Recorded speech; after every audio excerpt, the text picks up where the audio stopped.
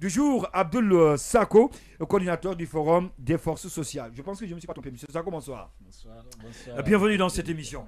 Alors l'actualité, nous la connaissons tous dans cette émission.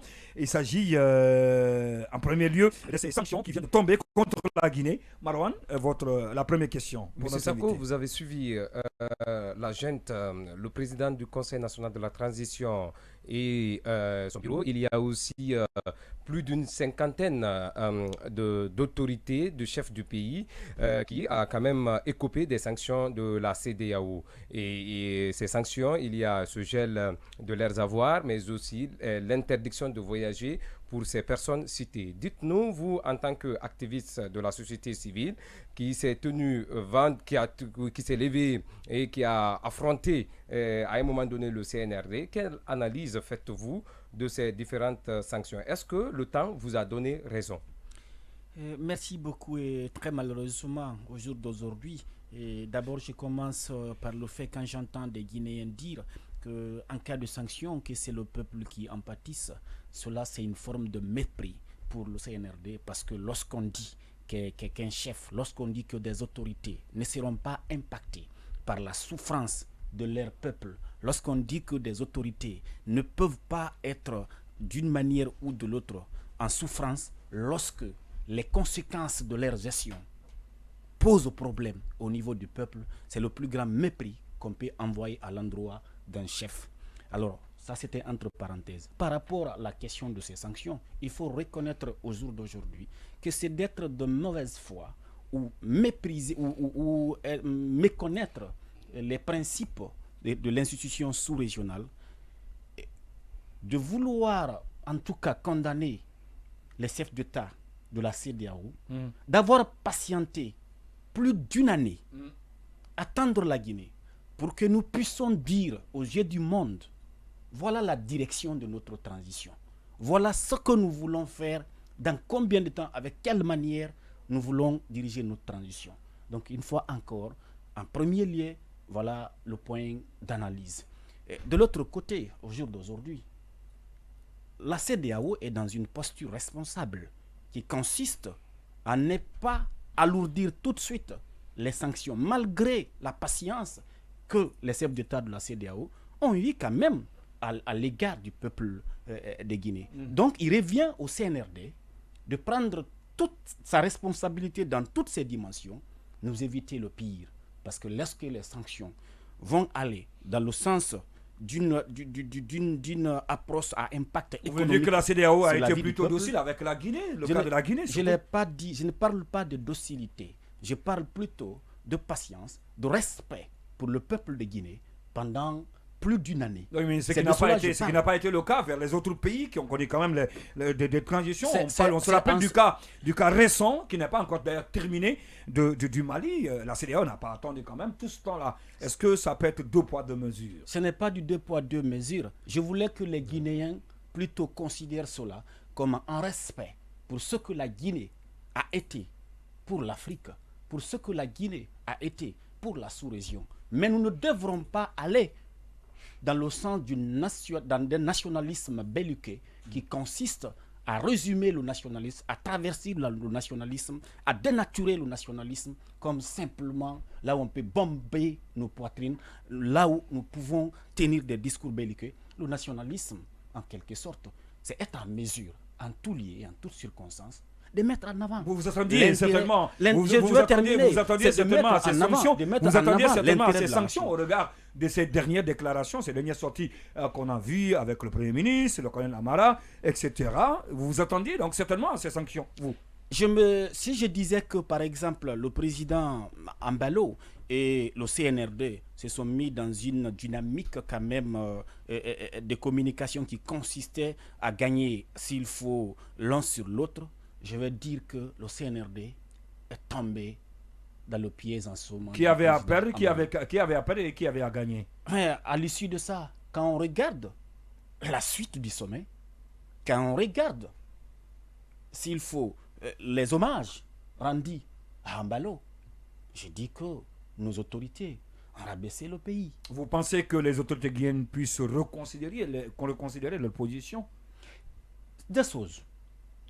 Soit qu'elles sont là, pour l'honneur, pour le bonheur des Guinéens, ou ils sont là pour leur orgueil. S'ils sont là pour l'honneur, le bonheur des Guinéens, ils doivent être aujourd'hui à mesure de travailler à ce que les Guinéens puissent offrir au bout de ces 1 mois une lisibilité à travers un chronogramme réaliste et réalisable au chef d'État de la CEDEAO. Au chef d'État de la CEDEAO. Oui, une autre question. Oui, face à la menace et aux différentes sanctions qui peuvent s'alourdir au fil du temps, est-ce que vous ne voyez pas ici le CNRD d'opposer à cette menace ce refus d'obtempérer, parce que selon des indiscrétions qu'il faudra prendre quand même avec des pincettes, certainement qu'il y a une rencontre qui pourrait retirer la Guinée de la CEDEAO. On nous apprend, c'est pas officiel, mais on nous apprend. Il faut prendre cette information avec des pincettes, mais ça se dit pour le moment. Et si la Guinée avait opté pour ce choix, quelles allaient être les conséquences? Et c'est une menace qui avait été brandie il y a longtemps. Il y a longtemps, mais on nous apprend tout au début de la transition. Non, on ne va pas dire brandi.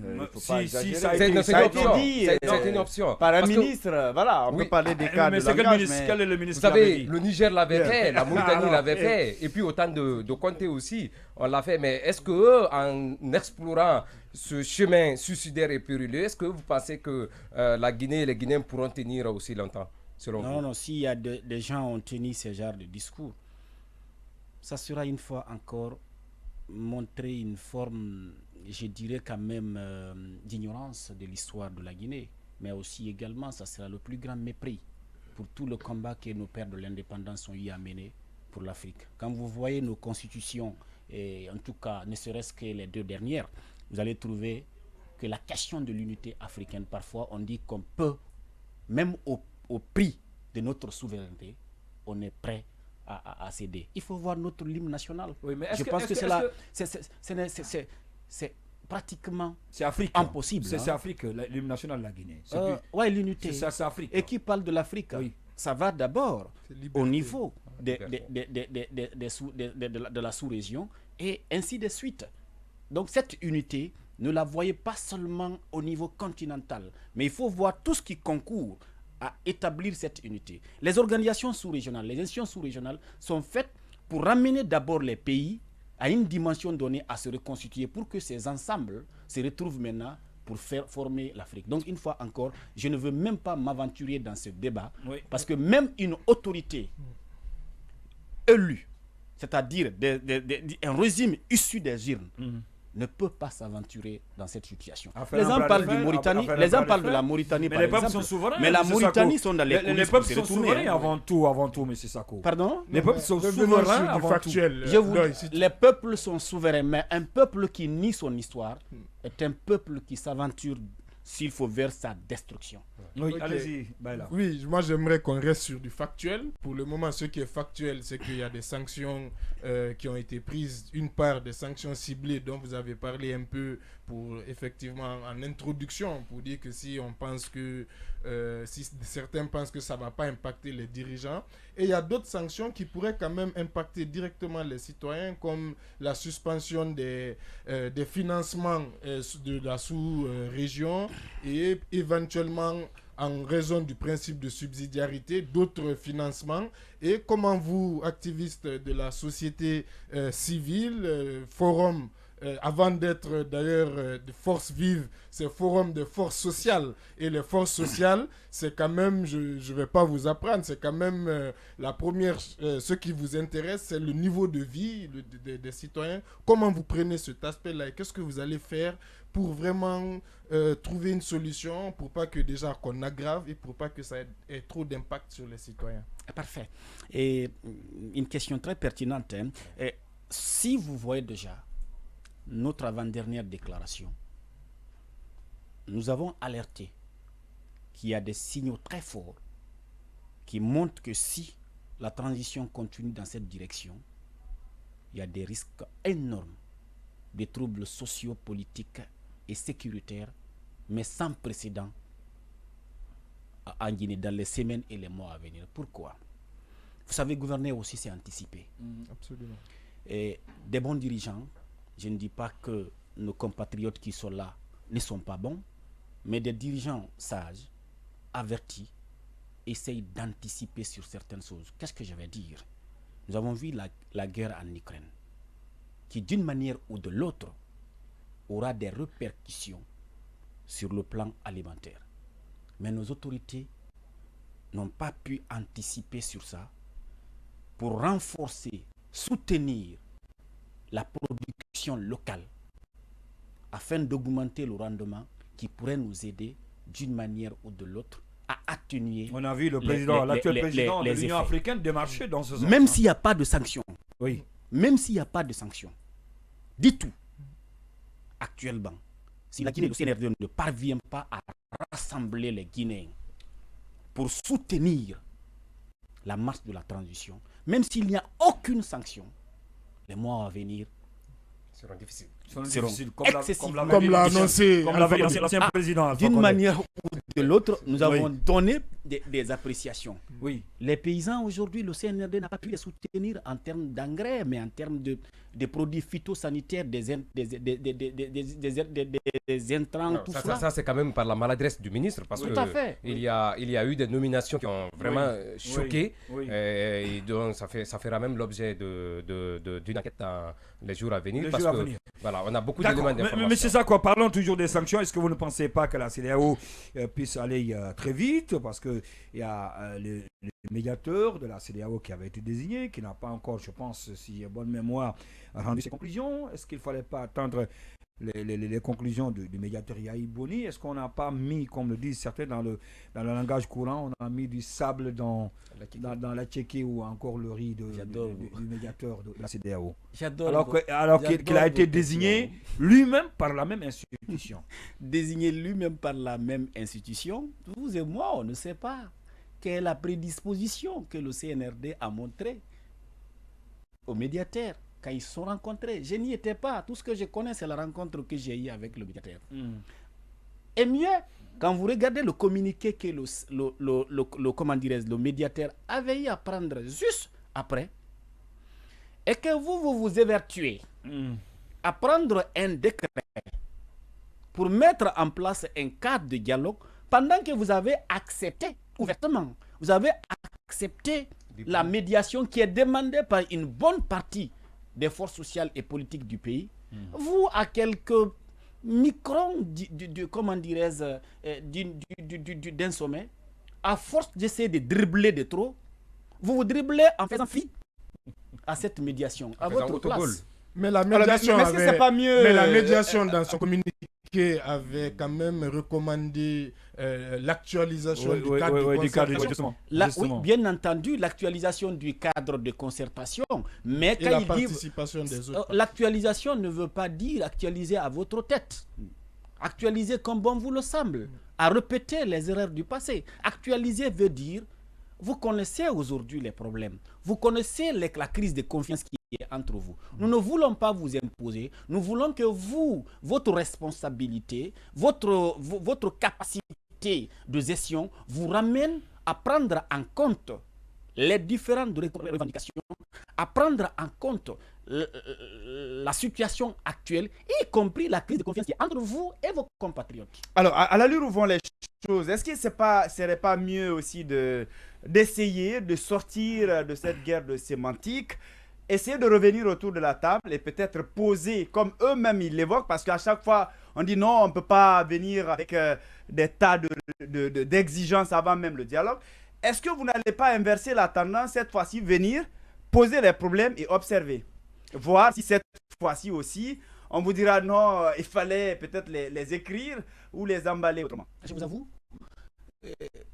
quand le Premier ministre sortant nous a parlé d'un dialogue sans tabou, franc et sincère, on a eu à proposer, si le CNRD... Lequel des premiers ministres? Celui-là ou le premier? Sortant. Mais l'administration, c'est une continuité, à moins que pour le CNRD, l'administration, c'est du jour au jour. Tant pis pour hier. Si c'est le cas, je peux comprendre. Mais de toute évidence, nous, on a fait des propositions concrètes. Mais mieux encore, au niveau du Forum des forces sociales, nous travaillons de main on va faire une première restitution en assemblée en tenant compte de l'évolution de la situation. Nous comptons faire une proposition concrète aussi pour pouvoir nous sortir de là. Et là, nous n'allons pas faire seulement entre les murs adressés aux autorités. Nous allons faire sous forme de propositions ouvertes. Mais avec la posture actuelle du Premier ministre et du gouvernement qui adopte une posture carrément va-t-en-guerre, est-ce que vous êtes prêt à ce qu'un cadre de dialogue soit piloté par Dr Bernard Gomou ou il faudra nécessairement redéfinir un nouveau format pour qu'ensemble vous puissiez vous asseoir et discuter sous la médiation de la CEDEAO? Est-ce que vous êtes favorable à ce qui est piloté? D'abord, dans notre communiqué, nous avons été, je peux dire, la première organisation à faire un communiqué dès après le décret. La nuit d'ici le matin, on s'est déjà échangé parce qu'on a plusieurs canaux de communication et d'échange. On a noté un premier ministre qui dit n'avoir pas reconnaître qu'il y ait crise. Parce que qui parle de dialogue, qui parle de médiation, veut dire que les partis sont conscients d'abord que le mal existe, que l'incompréhension existe, que la crise existe. Mais c'est lui qui vous a dit qu'il n'y a pas de crise. Et vous avez vu même tout récemment, il dit que la manière dont la transition est conduite, elle est totalement inclusive. Elle prend en compte les aspirations et les préoccupations de tout le monde. C'est lui-même qui s'est tiré une balle dans le pied. Mais c'est d'abord avoir la plus bonne foi. Mais revenons d'abord à la question. La charte fait la distinction totale entre ce que c'est le CNRD et ce que c'est le gouvernement. Et la charte dit, oui, le CNRD est un organe de la transition distinct l'organe central de gestion de la transition. Cet aspect distinct du gouvernement, même si ce n'était pas central, mais c'est des organes distincts. D'orientation et de gestion. Et mieux encore, on va jusqu'à dire que c'est l'organe d'orientation et de gestion. C'est le programme de la transition. La charte a dit que c'est entre le CNRD et les forces vives de la nation qui vont définir le chronogramme de la transition. Il faut être de mauvaise foi, parfois, pour dire aux acteurs qui disent qu'on veut débattre avec le CNRD. D'accord. Il faut être vraiment, je ne sais pas. Oui, ta question, et puis on va aller dernier volet par rapport à la visite du président. Ma question, est-ce que le CNRD, peut-être c'est dans leur calcul, ne pourrait pas bénéficier, on va dire, de l'ennemi extérieur? Parce que vous savez que souvent, sans parler de nationalisme, lorsqu'on désigne, on arrive à avoir un ennemi extérieur. Là, je pense à la CEDEAO ou à Mbalo. On réussit à avoir une certaine unité d'une certaine population, comme ça peut être marché au Mali. Est-ce que vous ne pensez pas que cela peut se faire? Je vais conseiller le CNRD. Le peuple n'est plus bête. Le peuple. Non, avant, mais il y avait plusieurs manières. Vous le dites avec beaucoup de sérieux là, monsieur. Respectons le peuple d'abord. Vous le dites avec beaucoup de sérieux là, monsieur Sako. Non, je reviens alors. Vous le dites avec beaucoup de sérieux là, monsieur Sako. C'est très important. Oui, la question est importante. Oui. Alors, je veux dire, au jour d'aujourd'hui, on ne peut plus berner le peuple. Il y a plusieurs canaux de communication. Les nouvelles les TIC ont fait de telle sorte aujourd'hui que le peuple s'informe, le peuple est informé, le peuple a la capacité d'interagir entre ces différentes entités. Il faut plus voir, et plus en plus exigeant. Il faut plus voir ce qui pouvait être fait des années. Et mieux encore, d'accord, ça marchait au Mali récemment. Et seulement, alors ça marchait au Mali. La seule différence est que, à la place des autorités maliennes, le territoire occupé à 70% par des djihadistes. Les militaires pourraient dire nous sommes mieux placés. Nous sommes mieux placés pour récupérer. Oui, bien sûr. Mais vous allez parler. Qu'est-ce qu'au jour d'aujourd'hui? Non. Quel est l'argumentaire alors qui milite en faveur du CNRD? S'il y a cet argumentaire, dites-nous, dans le cas échéant, vous considérez plutôt que le peuple peut accepter de suivre, de faire du suivisme aveugle à n'importe qui. Sinon, il n'y a pas. D'accord, dernière question, M. Sako. Oui, en une minute, votre regard sur la visite du président de la transition à Bamako hier. J'ai passé des commentaires. C'est deux pays qui sont deux deux pays qui sont dans la même situation. Et mieux encore, la Guinée. Oui, mais il y a beaucoup de choses qui ont été dites. Hein. Il partait pour faciliter la libération des otages. Est-ce qu'il a libéré? De toute évidence, moi je voulais me résumer au côté solidarité entre deux hommes d'une manière ou de l'autre qui sont dans les mêmes contextes, et également deux pays qui ont eu quand même des relations fraternelles de par le passé. Donc je vois beaucoup plus la visite du président de la transition dans ce cadre amical. D'accord. Dans ce cadre amical. En tout cas, merci d'avoir accepté notre invitation, M. Sako. Je rappelle que vous êtes le coordinateur du Forum des forces sociales de Guinée. Merci à vous, Habib Marouane. Merci également à Sekou Keita, Baïla Amadou Traoré. Mais cette information de dernière minute qui vient de nous parvenir, il s'agit de la suspension pour 1 mois de 3 journalistes, mais aussi de leur émission. Il s'agit de Mamadou Mateba, ne sois pas pressé, Khalil Kamara, mais aussi Minkailou Bari, tous co-animateurs de l'émission Africa 2015 sur